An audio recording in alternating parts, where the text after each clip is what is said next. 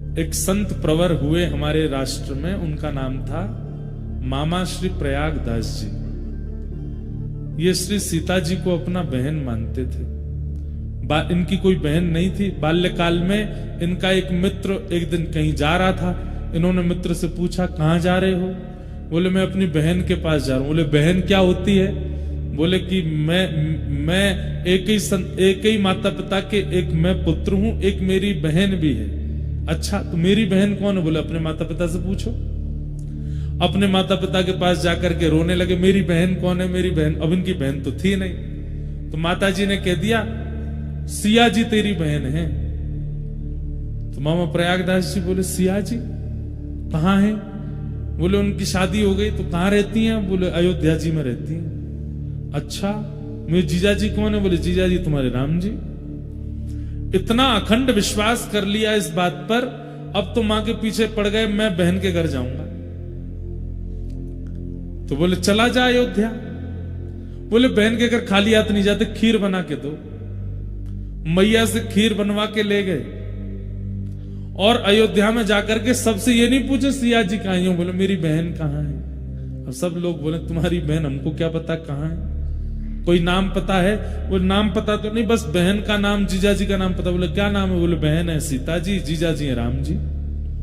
संत जनों के नेत्र सजल हो जाते। वाह, अच्छा तुम्हारी बहन है? बोले, हाँ, मेरी माँ ने कहा उनका ब्याह हो गया। मेरे को याद ही नहीं वो कैसी दिखती हैं, मैं देखने आया हूं उनको।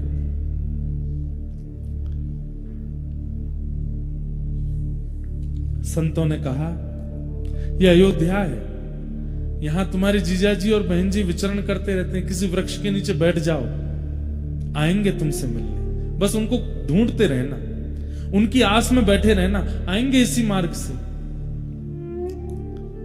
मामा प्रयागदास जी बोले, कब तक प्रतीक्षा कर? ओ, मुझे कैसे पता चलेगा कि मेरी बहन है? मैंने तो कभी देखा नहीं। बोले, अरे तुम्हारी बहन छोटे मोटे घर में नहीं भी आई है। रघुकुल कमल दिवाकर, एक छत्र सम्राट महाराज दशरथ के पुत्र हैं श्री राघव जी, तुम्हारे जीजा जी। जब वे निकलती हैं तो आगे सैनिक, पीछे सैनिक, इधर सखियां उधर सखियां, और मध्य में एक श्वेत हाथी। उस श्वेत हाथी के ऊपर स्वर्ण का एक सिंहासन, उस स्वर्ण सिंहासन पर अनंत मणियां जड़ी होंगी, ऊपर चमर लगा होगा, ऊपर सुंदर छत्र लगा होगा, उस पर आगे जीजाजी बैठे होंगे, पीछे घूंघट करके तुम्हारी बहन बैठी होंगी। और उनका रूप लावण्य ऐसा होगा कि देख करके मन होगा कि मोतियों से, चंद्रमा से इनकी नजर उतार दूं। समझ जाना तुम्हारी बहन है। मामा प्रयागदास जी बैठ गए, प्रतीक्षा कर रहे हैं कहीं से श्वेत हाथी आएगा। करते करते एक दिन व्यतीत हो गया, नहीं आई सिया जी। तो प्रयागदास जी रोने लगे, कैसी बहन हो आप? दुनिया के भाई जब अपनी बहन के यहां जाते हैं तो बहन पलकें बिछा करके भैया का स्वागत करती है, और मैं यहां पूरी दिन निकल गया और मेरी बहन पूछने तक नहीं आई कि भैया तुम भूखे हो। मां ने खीर बना के भेजी, खीर भी ठंडी हो गई। कैसी बहन हो आप? करके जैसे रोने लगे, इतने में देखा नगाड़े बजने लगे, बड़ी बड़ी बाजे बजने लगे। सैनिक सब ढोल नगाड़े बजाते हुए आ रहे हैं, सावधान कर रहे हैं सबको। इतने में ही असंख्य हाथी और सुंदर सुंदर हाथियों पर चमड़ उड़ाए जा रहे हैं। 2 हाथी आगे, 2 हाथी पीछे, और बीच में एक श्वेत हाथी, और उस श्वेत हाथी के ऊपर सुंदर स्वर्ण का सिंहासन, और आगे रघुकुल कमल दिवाकर श्री राघव जी मंद मंद नेत्रों से इधर उधर देखते हुए, और पीछे घूंघट करे श्री सिया जी बैठी। अब तो मामा प्रयागदास जी चिल्लाने लगे, बहन जी रुक जाओ, जीजा जी ने रुक जाओ, अरे मैं आपका साला आया हूं। राम जी ने तुरंत महावत से कहा, रोको, अभी की सत्य घटना। हाथी को नीचे बैठाओ। नीचे बैठा है, सिया जी उतर करके आई, और उतर करके आकर के देखा, नेत्र सजल हो गए सिया जी के, लिपट गए मामा प्रयागदास जी। बहन जी, आपने मेरी सुध नहीं ली, मैंने पहली बार देखा आपको। मां ने बताया आप बहुत सुंदर हैं, और देखिए ना आप सुंदर ही हो। सिया जी ने खीर पाई, खूब सुंदर लड्डू पवाए, और उसके बाद जब जब उनकी इच्छा होती तब तब सीता जी ने कह दिया, जब इच्छा करोगे बस याद कर लेना, हम दोनों आ जाएंगे। जब जब उन्होंने इच्छा प्रकट की तब तब आकर के राम जी ने उनको दर्शन दिया। तो एक बार की बात, कथा सुन रहे थे, तो कथा में व्यास जी ने वन गमन का प्रसंग सुना दिया। उन्होंने वो पहली बार ही सुना था। और वन गमन में उन्होंने जब बताया कि कैकेयी महारानी ने जाकर के दशरथ जी से 2 वरदान मांगे, और एक वरदान में कहा कि भरत को राज्य गद्दी, दूसरे में कहा राम को वनवास। ये सुनते ही प्रयागदास जी रोने लगे, नहीं मेरे जीजा जी वन में नहीं जाएंगे। लेकिन व्यास जी तो सुनाते जाए, चुपचाप बेचारे सुनते गए। और जैसे ही प्रसंग आया कि सीता जी के पास गए और सिया जी से जाके कहा कि तुम यहीं रह करके पूरे कुल की रक्षा करना, सेवा करना। और सीता जी कहने लगी नहीं नहीं मैं तो आपके संग चलूंगी। सीता जी कहने लगी मैं आपके संग चलूंगी। तो प्रयागदास जी तो इतने फूट फूट के रोए।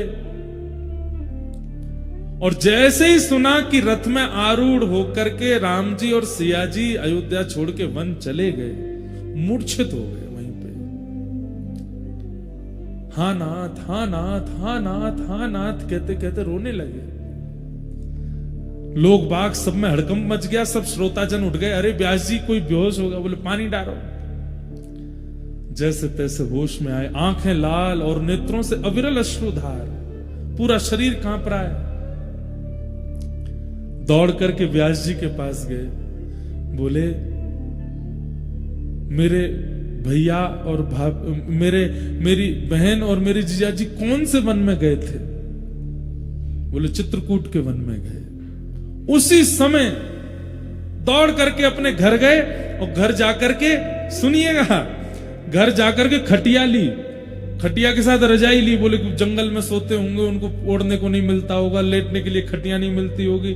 खटिया ली, रजाई ली, अचार का डिब्बा लिया, खाते होंगे क्या मिलता होगा उनको, बढ़िया सुंदर सुंदर सामग्री जो जो वन में होनी चाहिए एक व्यक्ति की जरूरत के लिए सब इकट्ठी कर ली। और खटिया के ऊपर डाल करके सारा सामान पूरा धर के, कपड़े लत्ता आदि, वस्त्र सौल आदि, बहन के लिए सुंदर पादुका, जीजा जी के लिए सुंदर पादुका, सब सामग्री लेकर के और सिर पर धारण करके चल दिए चित्रकूट। और रोते जा रहे रास्ते पर।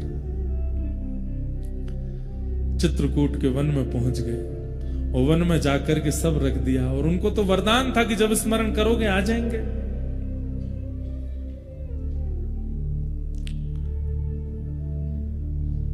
स्मरण किया, कहां है बहन जी, कहां हो?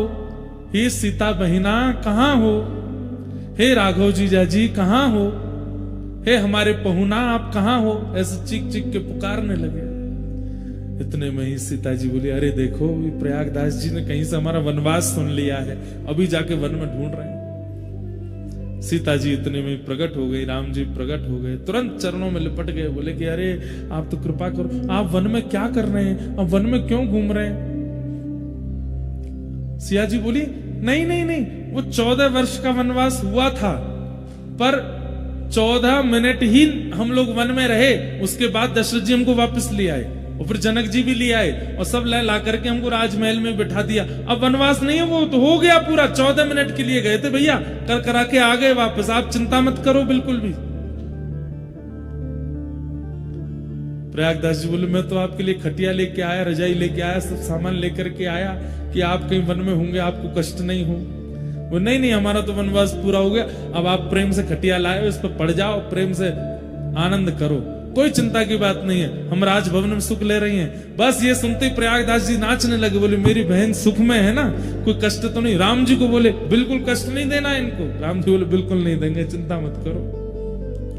महाराज एक पेड़ के नीचे खटिया बिछा ली। उसी दिन जब ये सुन लिया कि सिया जी सुखी हैं, उस दिन के बाद अपनी अंतिम श्वास तक प्रयागदास जी ने भजन ही नहीं किया, पड़े रहते बस। कोई आगे कहता भजन कर लो, बोले क्या करना, हमारी बहन सुखी है, अब क्यों भजन करना? बहन को कष्ट होता, किसी प्रकार की कोई पीड़ा होती तो उसके लिए भजन करते। हमारी बहन तो आगे बता के गई बहुत प्रसन्न है, वो तो कनक भवन में विराजती हैं, आनंद से रहती हैं। पेड़ के नीचे खाट बिछी है, खाट के नीचे सरवा, प्रयागदास अलमस्ता सोवे, राम लला को सरवा। हम तो अलमस्त आनंद ले रहे हैं, यहाँ पे सुख ले रहे हैं, हमको कुछ करने की आवश्यकता नहीं। आपको पता रक्षाबंधन क्यों मनाते हैं हम लोग? भगवान बामन बनकर के जब बलि के यहां गए तो 3 पग जमीन का वरदान मांगा, और 3 पग जमीन का वरदान देते ही भगवान विराट हो गए। 2 पग से तीनों लोक नाप लिए ठाकुर जी ने।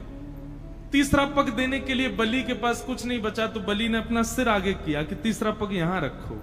तो ठाकुर जी इतने प्रसन्न हो गए बलि से, बोले वरदान मांगो, क्या चाहिए? तो बलि ने माना, जो मांगूंगा सो दोगे? बोले हाँ देंगे।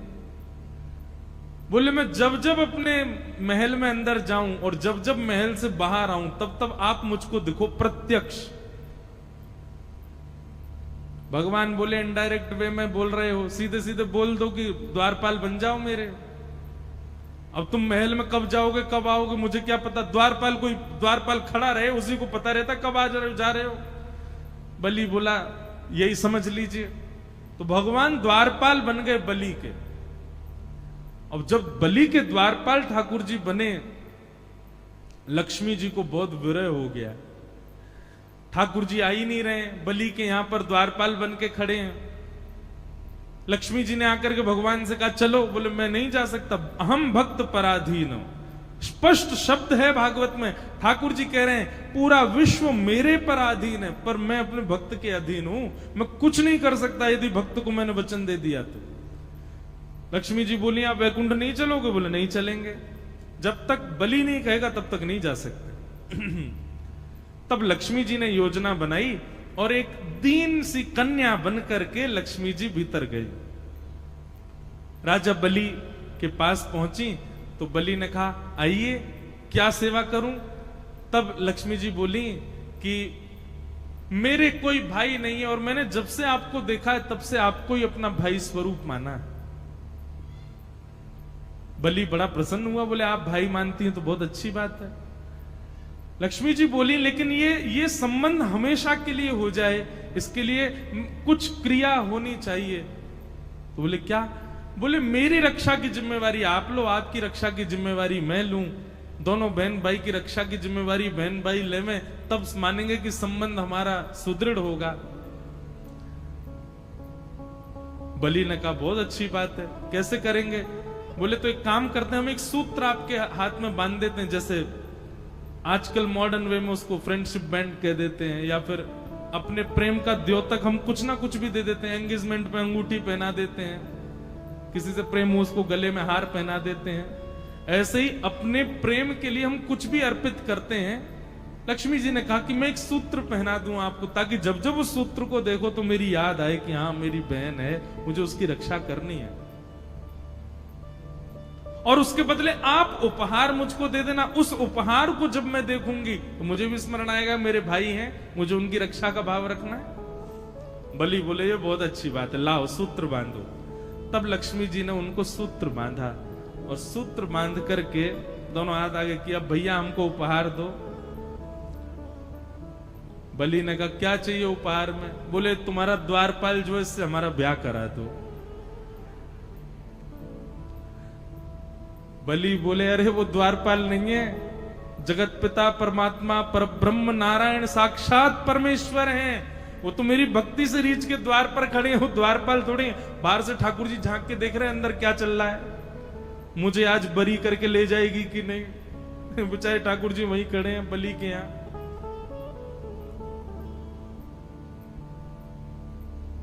लक्ष्मी जी बोली भैया अब वही मांगा है तो वही चाहिए मुझे, आप मेरा ब्याह। अरे संभव ही नहीं है, उनका ब्याह केवल पराम्बा जगदम्बा लक्ष्मी से होता है, वो और किसी का वर्ण नहीं करते।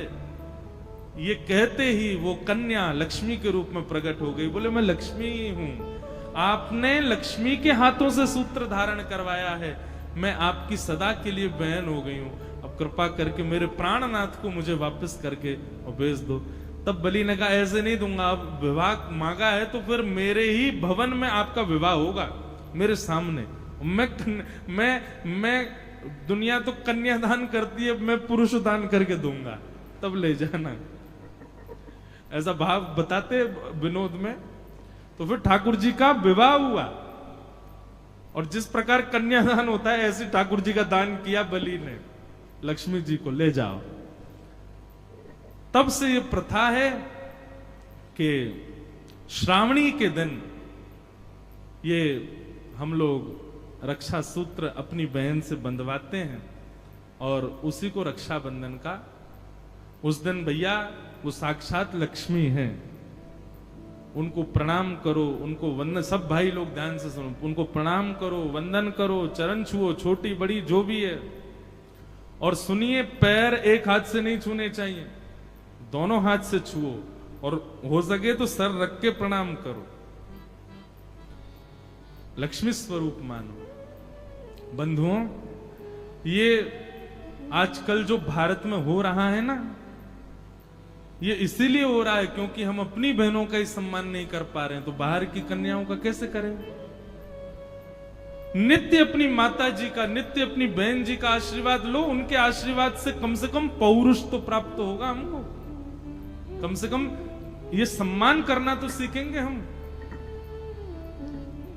इसलिए भैया ये रक्षा सूत्र, रक्षाबंधन का त्योहार खूब प्रेम से आप लोग मनाइएगा, और जो जो माताएं बहनें यहां पे कर सकें, जाते जाते जिसको भी भाव लगे, एक एक सूत्र पंडरीनाथ भगवान के चरणों में भी दे जाना। इनसे बढ़िया भैया कौन होगा? बहुत बढ़िया भैया हैं।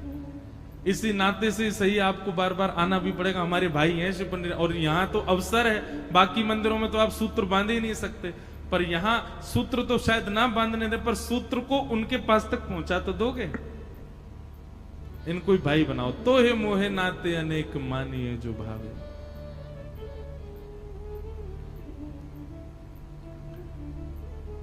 भगवान का विवाह रुक्मणी जी के साथ हुआ। रुक्मणी जी साक्षात लक्ष्मी, लोग कहते हैं राधा रानी से क्यों नहीं हुआ? राधा रानी से विवाह हुआ ठाकुर जी का। बंधुओं देखो, मैं फिर कहूंगा, श्री कृष्ण के दो रूप हैं, एक ही है पर दो भावों में विद्यमान है। एक ठाकुर जी का स्वभाव जन्य रूप है और एक ठाकुर जी का प्रभाव जन्य रूप है। प्रेमी जनों को, हमारे वृंदावन के रसिक जनों को ठाकुर जी का प्रभाव नहीं देखना, वो केवल स्वभाव वाले श्री कृष्ण के उपासक हैं। और स्वभाव वाले कृष्ण जो हैं वो प्रेमी कृष्ण हैं, और उन प्रेमी श्री कृष्ण जो नंद नंदन कृष्ण है, यशोदा के लाला, उनका विवाह तो किशोरी जी से ही हुआ है। मैंने कृष्ण जन्म जिस दिन था उस दिन कथा बताई थी ना, कि देवकी नंदन ठाकुर जी को लेकर के वसुदेव जी जब आए तो नंद नंदन कृष्ण यशोदा जी के बगल में ही है। यशोदा जी ने दो बालकों को जन्म दिया, एक कन्या है एक पुरुष है। योग माया के कारण वसुदेव जी को लाला दिखा नहीं वहां पर, अपना लाला जैसे ही वहां पर सुलाया तो वो लाला जो यशोदा जी ने जन्म दिया और जो देवकी जी का आया, दोनों एक ही हो गए। और उन्होंने फिर लीला की, जब राक्षस को मारना होता था तो देवकी नंदन स्वरूप आगे आ जाता था, और जब लीला करनी होती थी प्रेम की तो नंद नंदन स्वरूप। जब मथुरा से ठाकुर जी वृंदावन से मथुरा गए तो दोनों विलग हो गए। देवकी नंदन ठाकुर जी आगे की यात्रा पर गए, नंद नंदन तो वृंदावन में रह गए, वो सदा किशोरी जी के ही हैं। देवकी नंदन ठाकुर जी, उनका विवाह रुक्मणी जी से हुआ।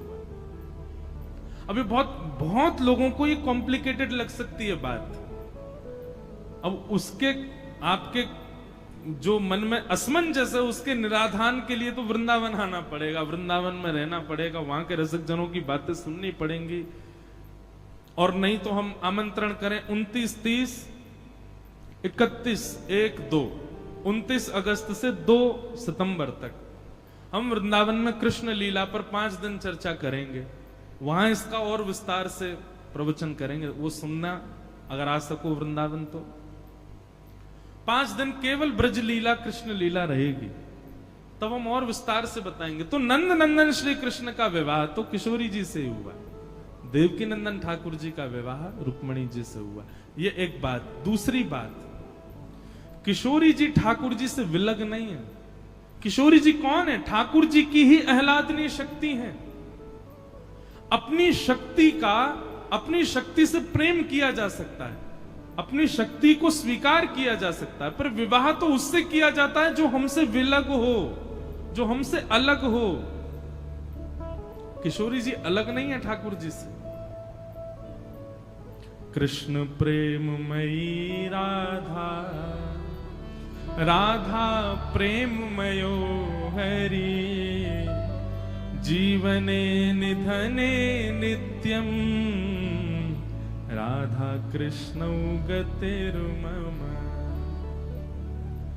कृष्ण चित्तस्थिता राधा, राधा चित्तस्थितो हरि, जीवने निधने नित्यं, राधा कृष्णौ गतिर्मम, राधा कृष्णौ गतिर्मम। कृष्ण प्राणमयी राधा, राधा प्राणमयो हरि, जीवने निधने नित्यं, राधा कृष्णौ गतिर्मम। जैसे मैं और मेरी आत्मा अभी एक हैं, पर श्वास रुक जाने पर वो आत्मा अलग हो जाएगी। ठीक वैसे ही किशोरी जी ठाकुर जी की आत्मा है। लीला संवरण के लिए वे दो रूप धारण करके विचरण कर रहे हैं। नहीं तो किशोरी जी अलग नहीं है, ठाकुर जी में ही है। एक प्रकार से ऐसा कह दूं तो कोई अतिशयोक्ति नहीं। रुक्मणी जी का विवाह कृष्ण से हुआ, रुक्मणी जी का विवाह किशोरी जी से भी हुआ है। किशोरी जी और कृष्ण दोनों सम्मिलित रुक्मणी जी के वर्ण करता है। ये बड़ा गूढ़ मूल रहस्य है। इसको समझना बहुत ऊंचे स्थिति की बात है, पर यह वास्तविकता है। किशोरी जी अलग नहीं है ठाकुर जी से, वो प्राण हैं। वो प्राण तो सदा अंदर ही रहते हैं, चित्त में ही रहते हैं। और सबसे बड़ी बात, विवाह उससे किया जाता जो आपसे अलग है, विचारों में अलग, देह में अलग, आत्मा में अलग, सब चीज में आपसे अलग है। अलग वस्तु को स्वीकार किया जाता है, पर जो अपनी है उसको थोड़ी स्वीकार करते हैं। इसलिए प्रकट भागवत में विवाह का वर्णन नहीं, पर गर्ग संहिता आदि ग्रंथों में किशोरी जी से ठाकुर जी का विवाह हुआ। ब्रह्मा जी ने कराया, बांडीर वन में कराया, खूब आनंद से कराया। उसकी पूरी कथा आती है।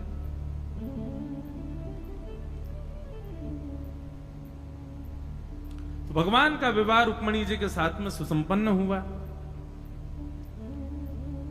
भगवान का दूसरा विवाह जाम्बती के साथ में हुआ। एक सत्राजित नाम का यादव रहता था द्वारिका में। उसके पास एक मणि थी, उसका नाम था सत्राजित मणि, सिमंतक मणि।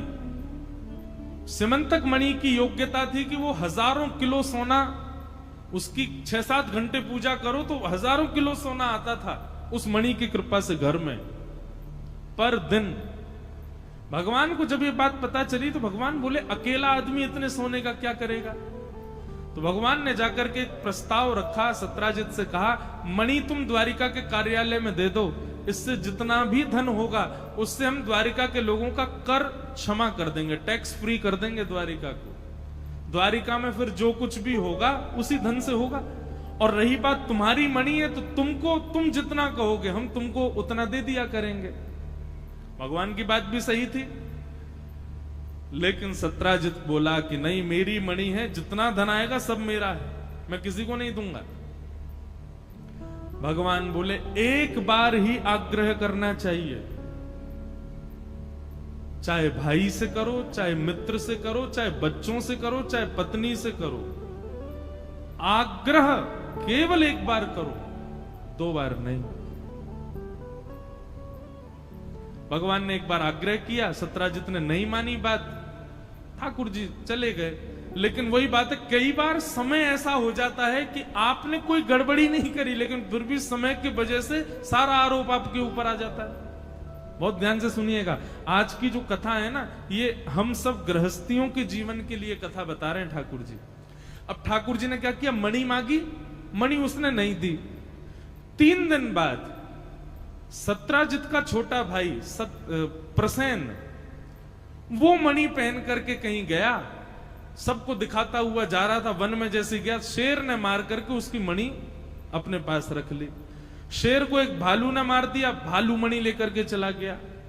5 दिन तक प्रसेन लौट करके नहीं आया तो 17 ने भगवान पर आरोप लगा दिया कि ये मणि मांगने आए थे, मैंने देने से मना कर दिया, तो मेरे भाई को इन्होंने बंदी बना करके मणि चुरा ली। और आश्चर्य की बात यह नहीं कि 17 ने भगवान पर आरोप लगाया, आश्चर्य की बात यह थी कि द्वारिका के लोगों ने मान भी लिया कि हां भगवान ने चुराई है। भगवान जब निकले रथ से तो सब लोग जय जयकार तो कर रहे हैं, पर मनी मन सब सोच रहे हैं, बताओ पर ब्रह्म होते हुए भी लोभ खत्म नहीं हुआ इनका, है मणि छुपा के रख लिए प्रसेन की। जबरदस्ती ठाकुर जी के ऊपर आरोप लग गया। भगवान हम आप सबको ये बात बताते हैं, हम सबके जीवन में ये दिन आएगा ही आएगा। आ चुका है तो अच्छी बात है, नहीं आया है तो तैयार रहना, आएगा। आप कुछ गलत नहीं करोगे फिर भी सारी गलती आपकी मानी जाएगी। सब सारे जितने भी योजना आप बनाओगे उन योजनाओं से गलत आप ही ठहराए जाओगे, ऐसा निश्चित होगा, एक ना एक बार तो होगा। और ये क्यों होगा? ठाकुर जी उस समय आपकी आंख खुलवाएंगे, देख लो भाई कौन कौन तुम्हारे, कोई भी नहीं, सभी तुम्हारे विरोधी हो जाएंगे। भगवान बोले द्वारिका के लोगों को बसाया मैंने, द्वारिका के लोगों को खिलाता मैं हूं, द्वारिका के लोगों की रोजी रोटी मेरे से है, द्वारिका में जितने लोग रहते हैं इनका घर मैंने बनवा के दिया, इन लोगों को जरासंध के युद्ध से बचा करके मैं द्वारिका लेकर के आया। और आज एक व्यक्ति की गलत बात सुनकर के इन्होंने यह भी विचार नहीं किया कि नहीं एक बार पूछ तो लें कि भगवान ने ऐसा किया है कि नहीं, बिना पूछे आक्षेप लगा दिया। यह है संसार, यहां भगवान को नहीं छोड़ा गया तो हम तो इंसान हैं, कैसे बच जाओगे आप? इसलिए तैयार रहो। मैं एक बात कथा में कहा करता हूं कि समुद्र मंथन हुआ था, पृथ्वी का जब मंथन किया गया अमृत निकला, पर विष भी तो निकला था। अमृत क्या है? प्रेम। अमृत क्या है? सम्मान। अमृत क्या है? स्नेह। और विष क्या है? अपमान। विष क्या है? अश्रद्धा। विष क्या है? आपके प्रति अविश्वास। तो जब अमृत पीने का शौक है तो विष पीने की भी योग्यता रखो। आज बहुत सम्मान यदि मुझे मिल रहा है तो मैं इस बात के लिए भी तैयार हूं कि कल को असम्मान भी हो सकता है। आज बहुत प्रेम मिल रहा है तो कल को क्रोध भी सहना पड़ सकता है सबका, और ये जीवन में आएगा सबके।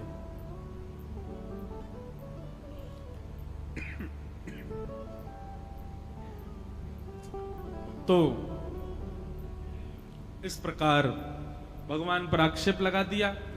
भगवान स्वयं मणि ढूंढने के लिए गए, जंगल में गए तो शेर मरा हुआ मिला, मणि उसके पास नहीं मिली। आगे भालू मरा हुआ मिला, मणि उसके पास, आगे शेर मरा हुआ मिला, प्रसेन मरा हुआ मिला, लेकिन मणि उनके पास नहीं मिली। भालू के चरण चिन्हों के पीछे ठाकुर जी जब गए तो एक गुफा में पहुंचे, वहां मणि मिल गई।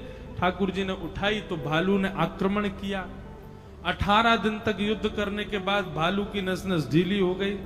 वो कोई भालू नहीं था सामान्य, साक्षात जामवंत जी थे। भगवान के चरणों में गिर करके कहा, भगवान आप मणि स्वीकार कीजिए, आपकी ही है, पर इसके साथ में मेरी पुत्री भी स्वीकार करो। तब भगवान ने जामवंत जी की पुत्री जामवती के साथ में विवाह किया। बोलो जामवती रमण भगवान की। जामवती के साथ ठाकुर जी का दूसरा विवाह हुआ। तीसरा विवाह ठाकुर जी का सत्यभामा के साथ हुआ। अब पता सत्यभामा कौन है? जिसने भगवान पर मणि चुराने का आरोप लगाया उसी की बेटी है सत्यभामा, सत्राजित की बेटी। अब हुआ ऐसा कि भगवान जब मणि लेकर के वापस आए और सबको दिखा दिया जामवती ने गवाही दे दी कि भगवान के पास मणि नहीं थी, मणि तो ऐसे ऐसे हमारे पास आ गई थी। तो द्वारिका के लोगों ने भगवान को पहले गरिया रहे थे, अब सत्राजित को गालियां देने लगे। अरे तेने हमारे भगवान पर आरोप लगाया। सत्राजित की ऐसी स्थिति कर दी कि वो घर से बाहर ही नहीं निकल पा रहा। तब सत्राजित ने विचार किया मैं क्या करूं। तब उसके मन में आया यदि मैं अपनी बेटी का विवाह ठाकुर जी से कर दूं, ये मेरे संबंधी हो जाएंगे तो फिर कोई मुझसे कुछ नहीं कह पाएगा। सत्यभामा बचपन से ही ठाकुर जी को वर्ण करना चाहती थी, पर सत्राजित नहीं चाहता था कि इसका भगवान से ब्याह हो। पर आज मजबूरी में आकर के सत्यभामा का भगवान से ब्याह कर दिया। बोलो सत्यभामा रमण भगवान की, रुक्मणी रमण, जाम्बती रमण, सत्यभामा रमण, विश्व रमण है ये, किसी को भी स्वीकार कर सकते हैं।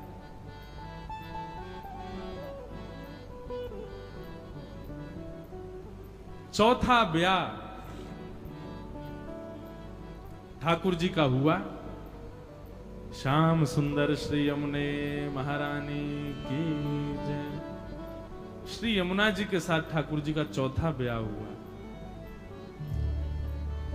मीठे रस से भरोड़ी महारानी लागे, महारानी लागे, मन प्यारो प्यारो यमुना जी रो पानी लागे। रस से भरोड़ी महारानी लागे, महारानी लागे, प्यारो प्यारो यमुना जी रो पानी लागे। मीठे रस से भरोड़ी महारानी लागे, महारानी लागे, मन प्यारो प्यारो यमुना जी रो पानी लागे। रस से भरोड़ी महारानी लागे, महारानी लागे, मन प्यारो प्यारो यमुना जी रो पानी लागे। ये मैया का नृत्य देख के तो मेरा मन करता मैं नाच लूं इनके संग, लेकिन इतना आनंद। ये हमारी पंढरपुर की गोपी हैं, 102 वर्ष की आयु है इनकी, और आप लोग देखो कुर्सियों पे बैठ गए, वो बैठ इतने युवा युवा होके भी। भाव से गाओ। श्री पंडरीनाथ भगवान की गृहिणी है हमारी यमुना जी। मीठे रस से भरोड़ी महारानी लागे, महारानी लागे, मन प्यारो प्यारो यमुना जी रो पानी लागे। रस से भरोड़ी महारानी लागे, महारानी लागे, मन प्यारो प्यारो यमुना जी रो पानी लागे। प्यारो प्यारो यमुना जी रो पानी लागे। मन प्यारो प्यारो यमुना जी रो पानी लागे। हे कान्हा नित मुरली में तेरे सुमिर बारंबार। नारद मुरली बैठे रे सुमरे बारंबार। कोटिक रूप धरे मन मोहन तो न पावे पार। कोटिक रूप धरे मन मोहन, तो न पावे पार। हाँ कोटिक रूप धरे मन मोहन तो न पावे पार। कोटिक रूप धरे मन मोहन तो न पावे पार। हे वृषभानु की किशोरी गुणधानी लागे, वो घड़ी प्यारी लागे, मन प्यारो प्यारो यमुना जी रो पानी लागे। विश्वभानु की दुलारी गुणधानी लागे, बड़ी प्यारी लागे, माने प्यारो यमुना जी रो पानी लागे। ओ मीठे रस से भरोड़ी राधा नानी लागे,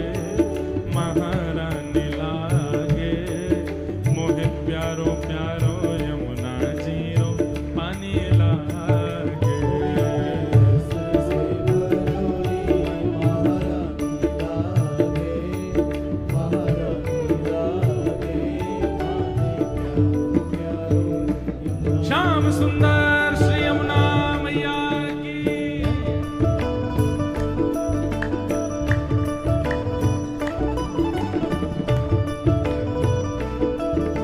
विठोबा रखुमाई की।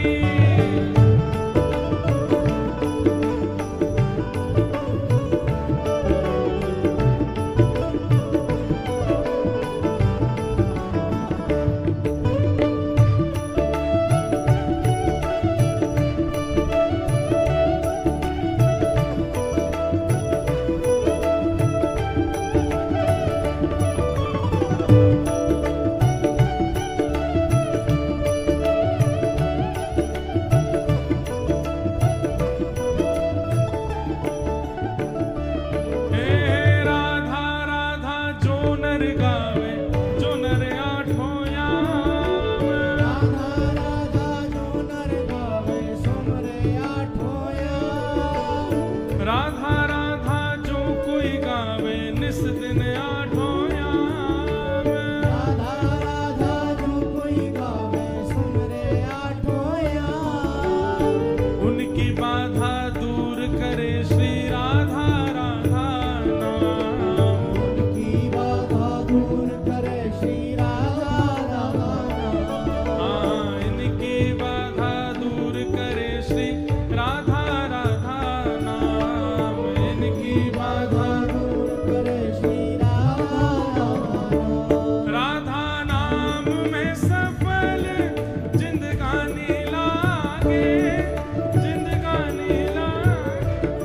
मन प्यारो प्यारो यमुना जीरा पानी लागे।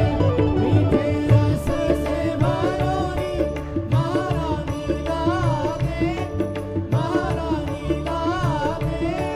मन प्यारो प्यारो यमुना जीरा पानी लागे। जय राधे राधे। जय राधे राधे। जय राधे राधे। वृषभानु दुलारी, जय राधे राधे। वृषभानु दुलारी। जय राधे राधे। श्री कृष्ण पियारी, जय राधे राधे। प्यारी वृषभानु दुलारी। जय राधे राधे। कीरत सुत प्यारी। जय राधे राधे। जय जय राधे राधे। जय राधे राधे। जय राधे राधे। जय राधे राधे। जय राधे राधे। जय जय राधे राधे। जय जय राधे राधे। जय जय राधे राधे। सब प्रेम से गाओ, सब भाव से गाओ। हमारा परम सौभाग्य झालरिया मठ डीडवाना के पंडरपुर लक्ष्मण बाग से महाराज जी के प्रतिनिधि श्री योगेश शर्मा जी पधारे। आपको बारंबार वंदन। संत जनों का आगमन कथा में होता ही रहा, मानो संतों के स्वरूप में साक्षात श्री पंडरीनाथ भगवान ही आ रहे थे। विठ्ठल विठ्ठल विठ्ठल विठ्ठल विठ्ठल विठ्ठल विठ्ठल विठ्ठल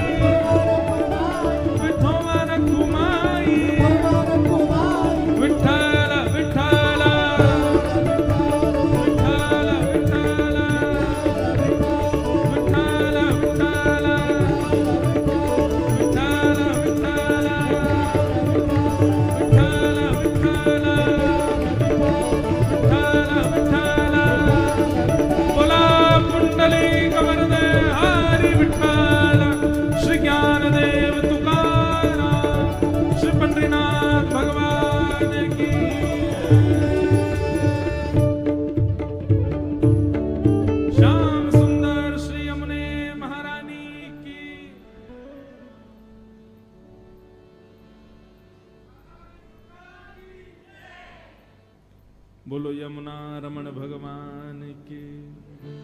भगवान का विवाह श्री यमुना जी के साथ में सुसंपन्न हुआ। इस प्रकार भगवान के अष्टधा प्रकृति के साथ में विवाह हुए। पृथ्वी, जल, अग्नि, वायु, आकाश, ये 8 प्रकृति ही भगवान की 8 पत्नियां हैं प्रमुख। बहुत सावधानी से, बहुत ध्यान से सुनिए। पृथ्वी, जल, अग्नि, वायु, आकाश, ये बाहर की 5 प्रकृतियां हैं हमारी, और मन, बुद्धि और अहंकार ये 3 भीतर की प्रकृति है। वैसे तो भीतर भी 4 प्रकृति हैं, मन, बुद्धि, चित्त, अहंकार, अंतःकरण, चतुष्टय। पर चित्त नाम की प्रकृति जो है वो साक्षात भगवान ही है। इसलिए बची हुई 3 भीतर की प्रकृति और बाहर की 5 हुई 8। ये 8 भगवान की पटरानियां हैं। बहुत सावधानी से सुनिए सब लोग। भगवान ने किसी स्त्री विशेष से ब्याह नहीं किया है। अपनी ही बनाई हुई प्रकृति से ठाकुर जी विवाह कर रहे हैं। सत्यभामा भूमि का स्वरूप है, रुक्मणी जी अग्नि का स्वरूप है, कालिंदी यमुना जल का स्वरूप है, मित्रविंदा वायु का स्वरूप है, लक्ष्मणा आकाश का स्वरूप है। इस प्रकार भगवान ने अपनी 5 बाहर की प्रकृतियों से ब्याह किया और भीतर की 4 मन, बुद्धि, अहंकार। इस प्रकार 8 मुख्य ब्याह हुए भगवान के। एक प्रकार से भगवान ने पूरी दुनिया बनाई है, तो विवाह करके केवल ठाकुर जी रजिस्ट्रेशन कर रहे हैं, है सब ठाकुर जी का ही। अब बचे 16,100। ये कौन है? भौमासुर नाम का एक दैत्य था, उसके यहां पर 16,100 राजकुमारियां बंधी थीं। उसका संकल्प था 20,000 होने पर उनसे विवाह करूंगा, हठ पूर्वक, जबरदस्ती। उन 16,100 राजकुमारियों ने मनी मन ठाकुर जी से प्रार्थना की कि हमारी रक्षा करो नाथ। तब भगवान गए और जाके भौमासुर का वध करके उन कन्याओं को मुक्त किया और सबसे कहा अपने अपने घर जाओ अब आप। तब सबने एक साथ ब्रह्मा जी से प्रार्थना की, भूयात पतिर में मह्यम। मतलब कितनी अच्छी देखो योजना है। 16,100 राजकुमारियों ने जैसे ही कारागृह में भगवान प्रवेश किए तो भगवान को देखते ही, एक दूसरे को नहीं पता है पर सबके मन में ये बात आ रही है कि काश मेरा वर्ण ये कर लेते। और यही दूसरी भी सोच रही है, तीसरी भी सोच रही है, चौथी भी, सब एक साथ सोच रही है काश मेरा वर्ण ये कर लेते, मुझसे ये विवाह कर लेते। और सबने विधाता से प्रार्थना की, भूयात पतिर में मह्यम।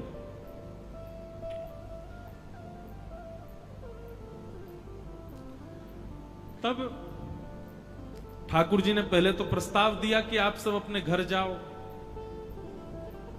राजकुमारियों ने कहा, नाथ एक बड़ी विडंबना है संसार की। अभी हम एक राजा के यहां बंदी हो चुकी हैं, हम घर चली भी गई तो लोगों की दृष्टि नहीं बदलेगी हमारे प्रति, और हमसे कोई विवाह भी नहीं करेगा। और विवाह नहीं करेगा तो कहीं घर के लोगों को हम भार ना लगे। तो इससे अच्छा तो हमको एक ही रास्ता दिखाई देता है कि हम अपने प्राण त्याग दें। अब जीवित रह के हम करें क्या? ये जीवन भर का भार रहेगा सिर पर कि हम बंधी हैं। ठाकुर जी बोले, नहीं, एक और मार्ग है आप सबके पास। क्या? आप सब द्वारिका चलो, हमारे आश्रय में रहो। तब ठाकुर जी ने 16,100 राजकुमारियों को एक साथ विवाह किया।